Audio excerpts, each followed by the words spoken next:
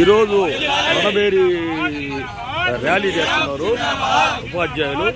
వాళ్ళలో మాట్లాడుతారు. సార్ చెప్పండి, మీ పేరు ఏం పేరు చెప్పండి. Koteswararao, UTF senior leader, Andhra Pradesh ఐక్య ఉపాధ్యాయ ఫెడరేషన్ యూటీఎఫ్.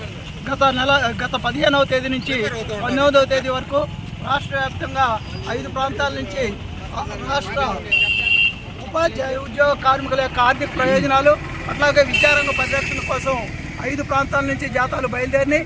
రేపు 19వ తేదీతోటి ముగుస్తుంది.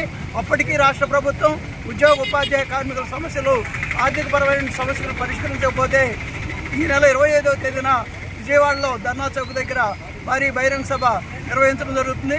ఆ తదనంతరం కూడా సమస్యలు పరిష్కరించకపోతే భవిష్యత్ ఆందోళన కార్యక్రమాలకి పిలుపునివ్వడం జరుగుతుంది. సార్ మీరు మాట్లాడండి. నా పేరు కృష్ణకుమార్.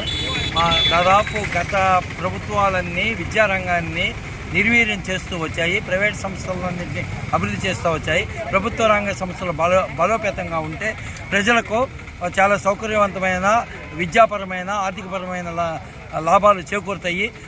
మా విన్నపం ఏంటంటే ప్రభుత్వాలు ఆలోచించి చిత్తశుద్ధిగా ఆలోచించి ఉపాధ్యాయులే కాదు అనేక రంగాలు ప్రభుత్వ రంగ సంస్థలను కాపాడాలని, మాకు అనవసరమైన బాధ్యతలు నుంచి తప్పించి విద్య వరకే మమ్మల్ని పరిమితం చేయాలని, మాకు రావాల్సిన రాయితీలన్నీ వెంటనే న్యాయపరమైన రాయితీలన్నింటినీ అందిస్తారని నేను కోరుకుంటున్నాను సార్ ప్రభుత్వాన్ని.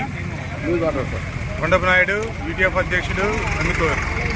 ఈరోజు రణబేరి బైక్ జాతాను కందుకూరుకు వచ్చిన సందర్భంగా రాష్ట్రంలో కూటమి ప్రభుత్వం హామీలు ఇచ్చినటువంటి ఏవైతే ఉన్నాయో డిఏలు కానీ పిఆర్సీలు కానీ ఆ హామీలని మేము సకాలంలో మాకు పొందేటువంటి హక్కు ఉంది. కాబట్టి వారు ఎన్నికల ముందు ఇచ్చినటువంటి హామీని తప్పకుండా నెరవేర్చాలని, ఆ హామీలు అతి త్వరలో నెరవేర్చాలని డిమాండ్ చేస్తూ ఈ యొక్క రణబేరి బైక్ జాతాను విజయవంతం చేయవలసిందిగా 50 మంది రాజకీయ పార్టీలకి, ప్రజాప్రతినిధులకి, అలాగే అన్ని రాజకీయ పార్టీలు సపోర్ట్ చేయాలని కోరుకుంటూ long live long live UTF, long live long live long live UTF, long live. నా పేరు హనుమంతరావు, కొల్లేటివారిపాలెం మండల అధ్యక్షుడిని.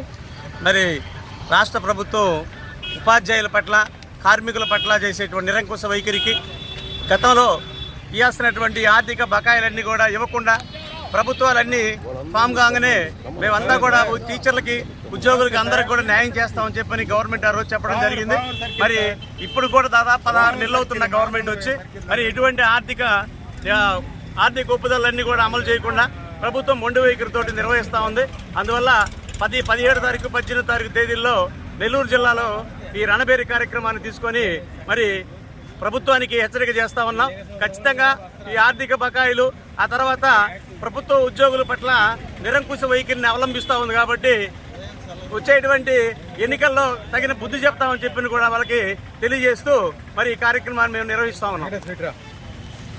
ఇప్పుడు ఈ మండు టెంట్లో కూడా వీళ్ళు ఉపాధ్యాయులు రోడ్డు ఎక్కారంటే ప్రభుత్వం వెంటనే వీళ్ళ కోరికలు తీర్చాలని చెప్పి మేము కూడా రాళ్లపాడు పరిరక్షణ కమిటీ కోరుకుంటున్నాం.